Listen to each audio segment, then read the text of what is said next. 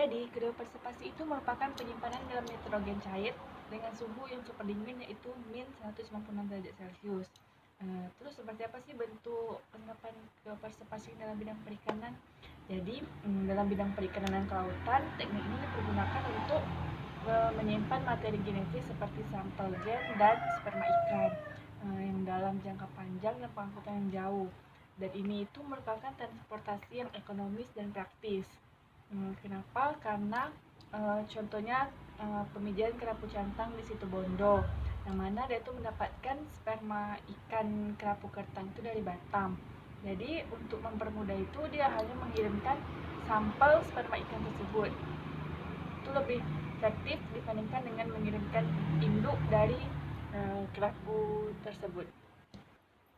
Selanjutnya itu bagaimana sih proses kerja dari kriopreservasi ini dalam sperma ikan?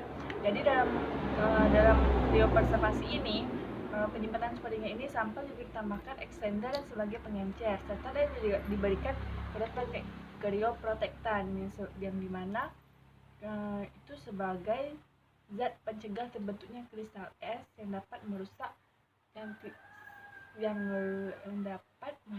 struktur sel. Jika kalau ditambahkan ini tidak bisa merusak struktur sel. Nah, contoh dari krioprotektor itu yang bisa digunakan itu ada DMSO, ada etilen glikol, gliserol, MPD dan suprasol. Terus penggunaan krioprotektan ini itu juga harus pada konsentrasi yang optimum karena kalau berlebihan dia juga bisa menjadi racun. Terus ada tadi extender krioprotektan, terus dia juga bisa dengan penambahan antibiotik. Terus ada wadah penyimpanan. Wadah penyimpanan itu ada straw for cryopreservation, ada straw for cryopreservation. Terus ada juga cryovial dengan 1,8 ml. Terus metode pembukaannya itu dengan menggunakan styrofoam, juga menggunakan programmable freezing control machine. Terus ada juga metode cowling atau pencairan.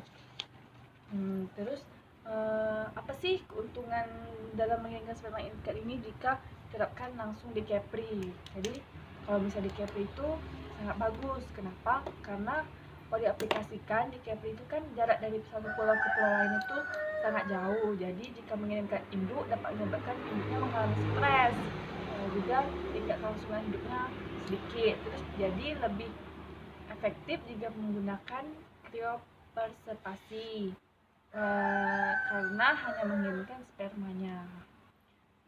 Baiklah, itu saja penyampaian dari saya. Lebih kurang saya minta maaf. Assalamualaikum warahmatullahi wabarakatuh. You must think that I'm stupid